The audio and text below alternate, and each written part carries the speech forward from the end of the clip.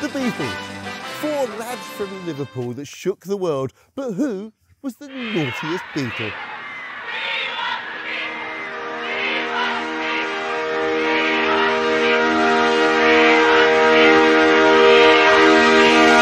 The Fab Four. Lads from Liverpool who conquered the world. But did the Beatles commit any crimes? Oh yes, lots of them. Welcome to Criminal Records, and this week we're looking at the criminal convictions of the greatest band ever, the Beatles. Mop Tops or Mob Yobs, you decide. John was the smart Beatle, Paul was the cute one, George was the quiet one, and Ringo was the funny Beatle. But who was the naughtiest Beatle? Coming up in this week's edition of Criminal Records, we have marijuana, arson, wife-beating, criminal damage, assault PC and assault.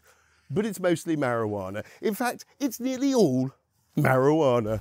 Let it A, let it B, let it C, let it D, let it F, G, H, I, K, double wobble, wobble, U, G.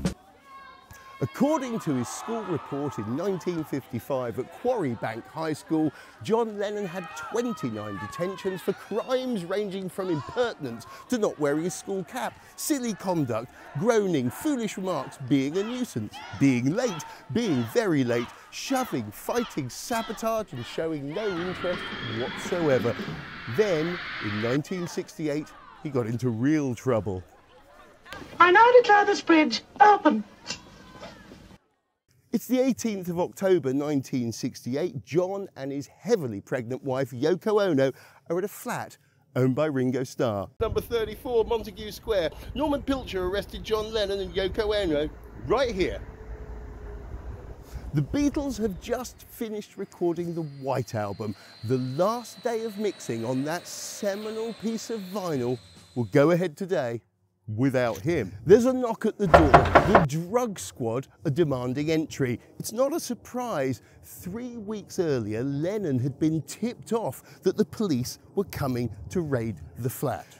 Lennon wasn't an idiot. He didn't bring any drugs to the flat. That flat had been home to Jimi Hendrix and Paul McCartney. Both are notorious potheads.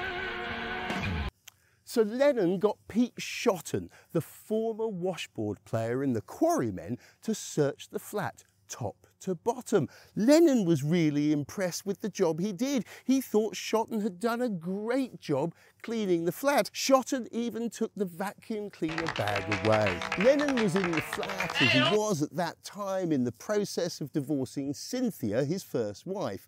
Unfortunately for Lennon, his driver had brought some clothes and other stuff from his house to the flat, including a pair of binoculars. 8 police officers entered the flat at around 11:30 at night.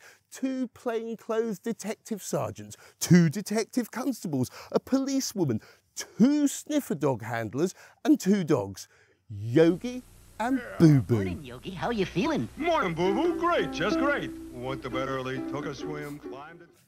The flat was surrounded. The police had turned up mob-handed.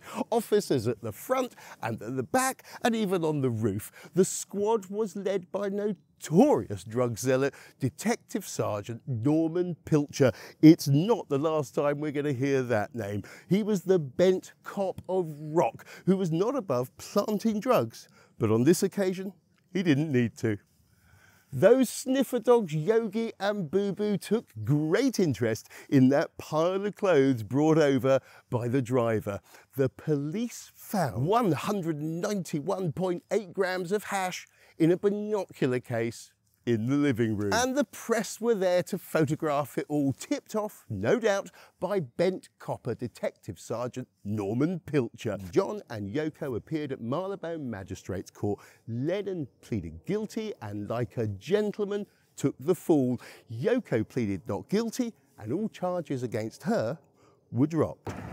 Give us a kiss. John was defended by the Beatles' favourite solicitor, Mr. Martin Polden. He told the court he's an artist of note and integrity. He's brought pleasure to millions. He stood by his views. He's entitled to the compassion of the court.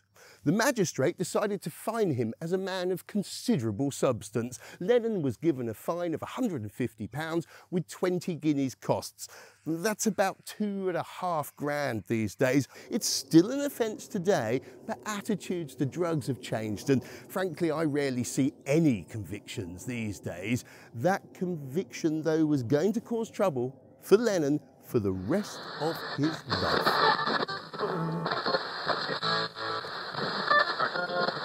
Are you listening to me, Lennon? John, there's a rumour in the news of the Beatles paper that you might be leaving the group.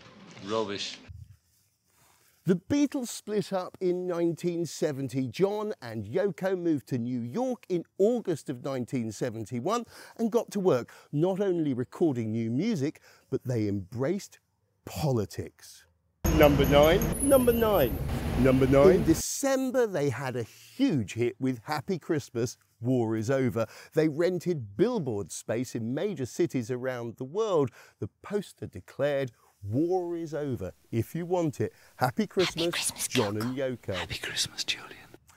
The FBI and President Nixon were scared of John Lennon. For the 1972 election, the voting age was being brought down from 21 to 18. Nixon thought Lennon could influence the election and wanted to deport him. The FBI put John under surveillance. J. Edgar Hoover himself issued an order that Lennon be arrested for drugs possession at the earliest opportunity. There was even a wanted poster.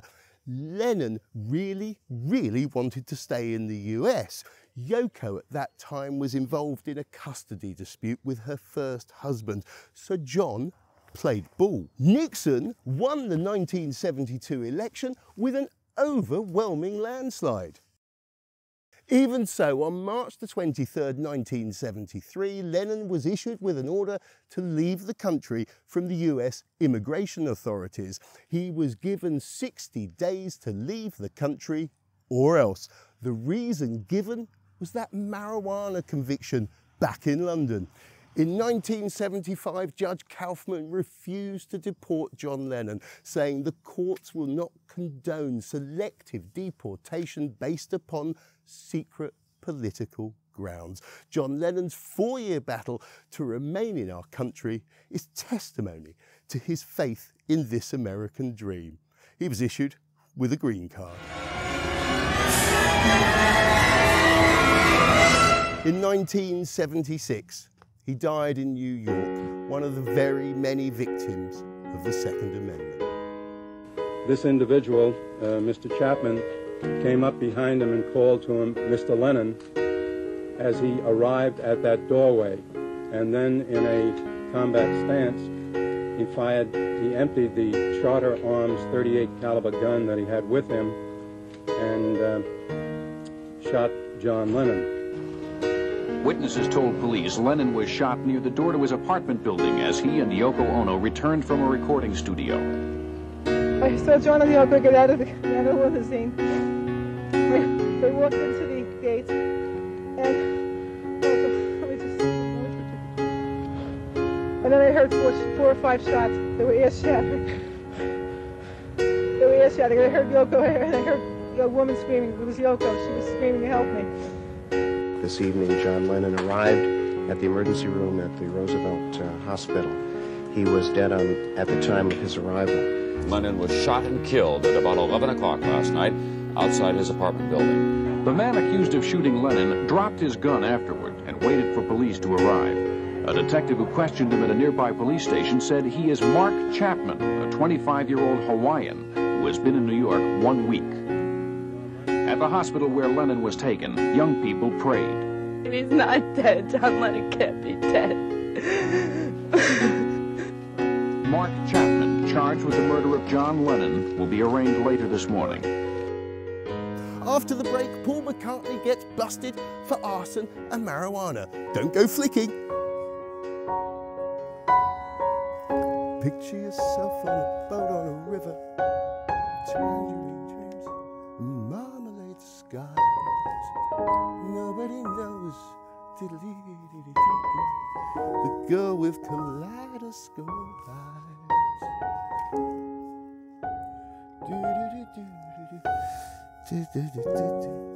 So incredibly high.